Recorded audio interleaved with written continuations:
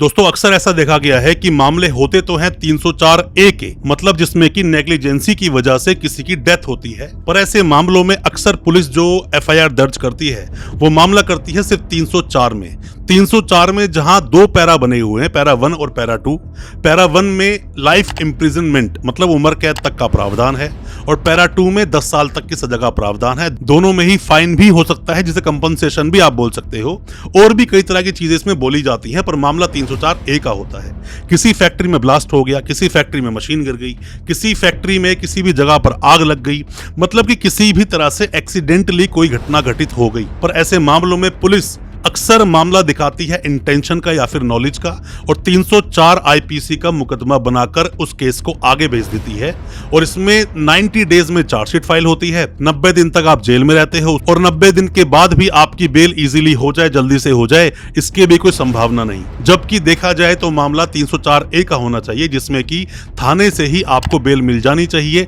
But sessions court भी इसमें bell नहीं देते हैं, कई बार आपको हाई कोर्ट, सुप्रीम कोर्ट जाना पड़ता है। अगर मामला 304 का किसी पर दर्ज हुआ है तो एंटीसिपेटरी बेल कैसे होगी या फिर रेगुलर बेल कैसे होगी, दोनों के बारे में मैं आपको बताऊंगा। ऐसे 3 ग्राउंड्स आपको बताऊंगा जिन आधार पर आपकी बेल हो सकती है, एंटीसिपेटरी बेल भी हो सकती है और यहाँ रेगुलर बेल भी हो सकती है। ज्यादा कुछ जानने के लिए 304 में आप कैसे बेल लेंगे, दोस्तों बने रहिए हमारे इस वीडियो के साथ। नमस्कार दोस्तों, फिर एक बार स्वागत करता हूं आप सभी का अपने इस यूट्यूब चैनल पर, जिसका नाम है फाइट फॉर ट्रू। मेरा नाम है वीरेंद्र वर्मा।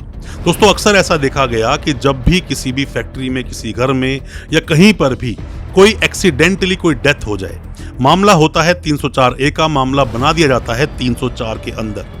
304 का मामला बनते ही ऐसे में पुलिस आपको सीधा डायरेक्ट रूप से अरेस्ट कर सकती है, बेल आपकी थाने से नहीं होगी, क्योंकि मामला ये 304A का नहीं है। अब यहाँ 2 बातें आती हैं। पहली बात तो ये आती है जिसके घर का कोई भी सदस्य मर गया, उसके साथ तो हमारी संतावना भी है, कॉन्डोलेंस है हमारा, मतलब श्रद्धांजलि है हमारी, कि ऐसे में आपको बिल्कुल दुख होगा।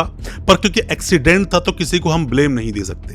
पर यहाँ पर जहां दूसरे मामले 304 में जहां A और B, या फिर हम बोले पैरा A और पैरा B, या फिर हम कहें पैरा 1 और पैरा 2, पैरा 1 में बोला जाता है जहां पर इंटेंशन होती है, इंटेंशनली किसी को मार दिया गया, और दूसरा पैरा 2 में होता है नॉलेज, कि आपको नॉलेज थी ऐसा करने से कोई इंसान मर जाएगा, तो ऐसे में भी पैरा 2 में आता है 10 साल तक की सजा होती है। सबसे पहला ग्राउंड दोस्तों आपका क्या होगा, उस पर हम बात करते हैं। दोस्तों आप में से कोई भी नए वकील साहब हैं, कोई भी लॉ स्टूडेंट हैं, या कोई भी ऐसा व्यक्ति जो कानून की जानकारी लेना चाहता है, या फिर आप पर कोई मुकदमा हुआ है 304 का, 304 IPC का, ये वीडियो आपके बहुत काम का है।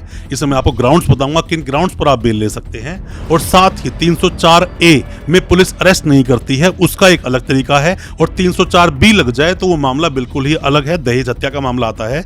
हम बात करेंगे 304A के बारे में। वीडियो को पूरा देखें, अच्छा लगे वीडियो को शेयर करें। दोस्तों होता क्या है कि जैसे ही मामला दर्ज हुआ तो पहले तो जब भी आप बेल लगाते हो, और मान लीजिए आप एंटीसिपेटरी बेल लगा रहे हो, तो आपके वकील साहब को कोर्ट में ये प्रूव करना होगा कि मामला ना ही तो नॉलेज का है, ना ही इंटेंशन का है, सिर्फ और सिर्फ नेग्लिजेंसी का मामला है, सिर्फ और सिर्फ मृत्यु किसी की हो गई जिसके बारे में मुझे कोई भी नॉलेज थी ही नहीं, या फिर ऐसी कोई आशंका, संभावना नहीं थी कि कोई इंसान उससे मर सकता है।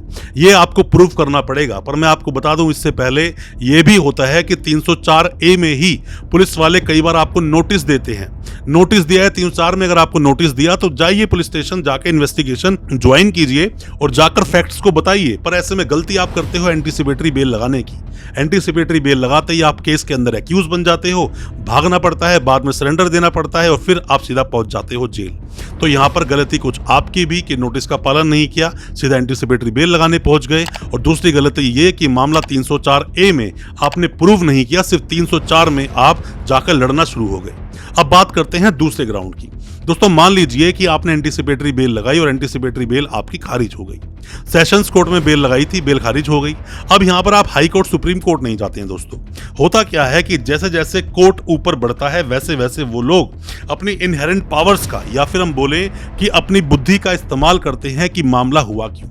एक्सीडेंट के मामलों में सजा नहीं दी जा सकती, एक्सीडेंट के मामलों में कंपनसेशन दिया जा सकता है, और भी कई सारे प्रावधान होते हैं। केस टू केस वेरी करता है, सभी केस एक तरह के नहीं होते हैं, क्योंकि आप हाई कोर्ट, सुप्रीम कोर्ट तक अप्रोच नहीं करते हो, सीधा सरेंडर कर देते हो। इसीलिए आपको जेल जाना पड़ता है, जेल में रहना पड़ता है, सालों साल भी जेल में आपको काटनी पड़ सकती है जेल। आप हाई कोर्ट जाएं, सुप्रीम कोर्ट जाएं, जो डिफेंस आपने सेशंस कोर्ट में लिया कि मामला 304A का बनता है, ये मामला 304 का बना दिया गया, ये आपके वकील साहब को बार बार कोर्ट में जाकर बोलना पड़ेगा। सेशन कोर्ट से ही तैयारी करनी होगी, सारे डिफेंस बताने होंगे, वही डिफेंस जाके हाई कोर्ट में बताओगे। अगर ना हो सुप्रीम कोर्ट जाइए, बेल आपकी हो जाएगी। अगर कोई इंटेंशनली और नॉलेजफुली अगर कोई काम नहीं हुआ है, आपकी बेल होगी। घबराइए मत, परेशान मत होइए, बेल लेना आपका अधिकार है अगर आपने कोई क्राइम नहीं किया है तो। अब दोस्तों हम बात करते हैं तीसरे ग्राउंड की, कैसे आप बेल ले सकते हैं। दोस्तों अक्सर ऐसा देखा गया है कि 304 के मामलों में, या फिर हम बात करें 304A का जो मामला था जो नहीं बनाया गया, 304A में FIR लॉन्च करके चार्जशीट पेश कर दी गई। कई बार जब आप पहुंचते हो हाई कोर्ट में, सुप्रीम कोर्ट में बातें अपनी बताते हो, तो जज साहब जो वहां बैठे हैं वो अपने विवेक का, अपनी बुद्धि का इस्तेमाल करते हुए मामले को समझ जाते हैं कि मामला सिर्फ एक्सीडेंट का था, जो इन आईओ साहब ने उस मामले को बना दिया इंटेंशन और नॉलेज के साथ कनेक्ट करके 90 दिन में चार्जशीट फाइल करी ताकि सामने वाले की बेल ना हो। दोस्तों किसी पर बिना बात के कोई भी केस को मढ़ देना, बिना बात में दोषी समझ लेना और उसको जेल से बाहर ना आने देना भी एक तरह का अपराध है। बट यहाँ पुलिस अपना काम करती है, प्रोसिक्यूशन अपना काम करता है और आपके जो प्राइवेट वकील साहब हैं वो अपना काम करते हैं। और यहाँ पर दोनों की बुद्धि, विवेक और साथ में एक्सपीरियंस को देखा जाता है, किसमें कितना एक्सपीरियंस है, वो कितने अच्छे से आपके केस को प्रेजेंट कर पा रहा है। जिन वकील साहब ने पहले 304 के मामले लड़े होते हैं वो इन चीज़ों को तरीके से पेश कर पाते हैं क्योंकि उन्हें नॉलेज होती है। या फिर आपके वकील साहब आपके केस को बहुत अच्छे से समझें, पढ़ें, केस के फैक्ट समझें, कुछ जजमेंट्स हो सके जजमेंट्स लगाएं, ऐसे में इजीली बेल हो जाएगी, बेल आप ले पाओगे। बट चार्जशीट के बाद आपकी बेल हो जाएगी। अगर मामला सीरियस में नहीं गया, अगर मामले में इंटेंशन नहीं आई, अगर मामले में डायरेक्ट रूप से नॉलेज नहीं आई, आपकी बेल हो जाएगी।